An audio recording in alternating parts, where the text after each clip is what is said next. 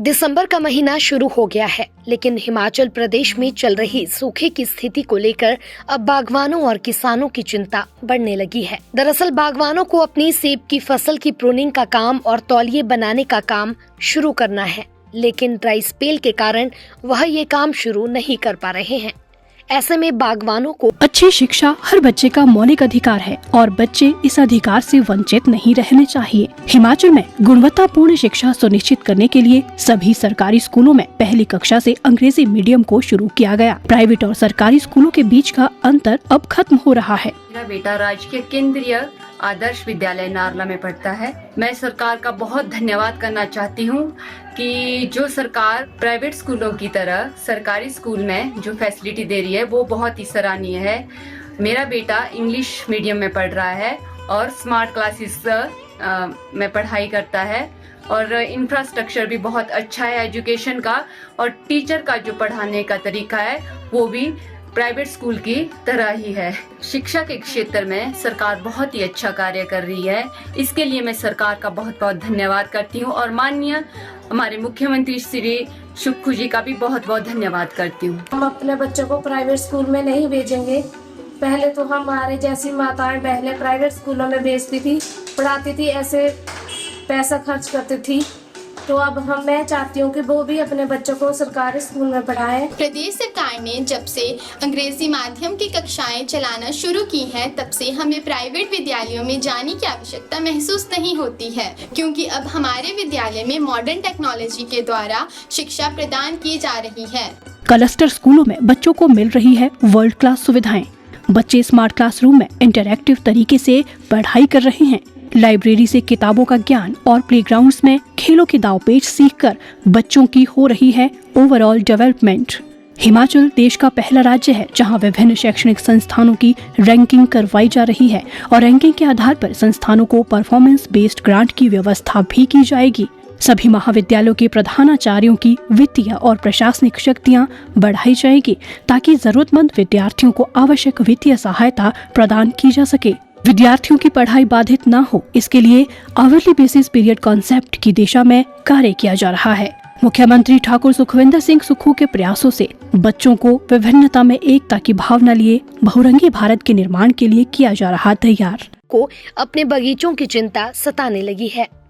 मनाली के रहने वाले बागवान ने बताया कि वह पिछले 12 सालों से अपने बगीचों में काम कर रहा है, लेकिन इस बार ड्राई स्पेल के कारण उन्हें खेतों में काम करने में काफी मुश्किल हो रही है। ऐसे में अब उन्हें इंतजार है कि कब मौसम बदले और फिर बगीचों का काम आगे बढ़ सके। मनाली स्थित शुरू गाँव में रहता हूँ, तो 10-20 सालों से मैं बगीचे का काम कर रहा हूँ, पर इतना ड्राइनेस हमने पहले कभी नहीं देखा। तो बहुत ही मुश्किल हो रहा है, खासकर ये बगीचे वाले हैं उनको, क्योंकि आने वाले दिनों में बहुत मुश्किल हो सकता है। अगर यही टाइम है, अगर नवंबर दिसंबर में बारिश ना हो तो आने वाले टाइम में बहुत मुश्किल हो सकता है। तो उम्मीद जता रहे हैं हम, शायद इस महीने हो बर्फबारी। तो खासकर ये चोटियाँ हैं, ये सफ़ेद नज़र आती थी इस महीने, और इस बार बिल्कुल सूखे पड़े हैं।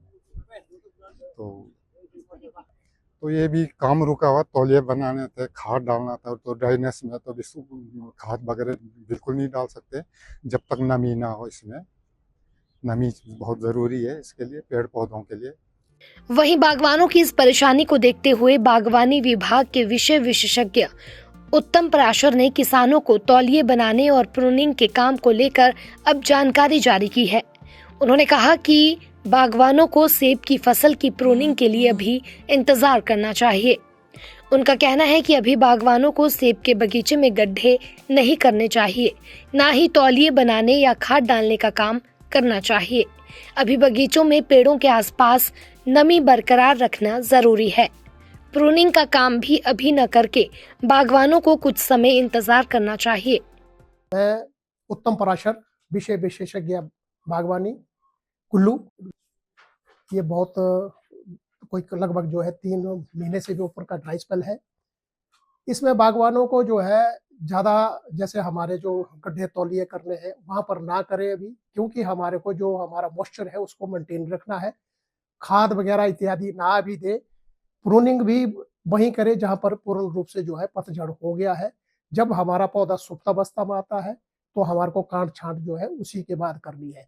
अगर हम हरी पत्तियां हैं, अगर हम उसको काटना शुरू कर देते, काट छांट शुरू कर देते तो उसमें सैब चलता है।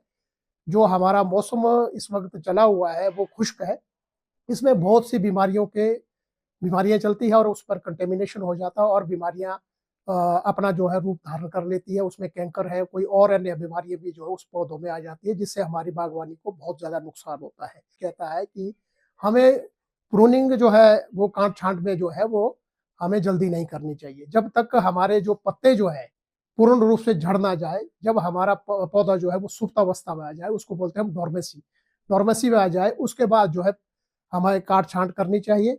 काट छांट के बाद जो है उसमें पेंट जो भी होता है वो हमें करना चाहिए। वो बागवानी विभाग के जो हमारी सलाह है, सिफारिशें हैं, उसके अनुसार करना चाहिए।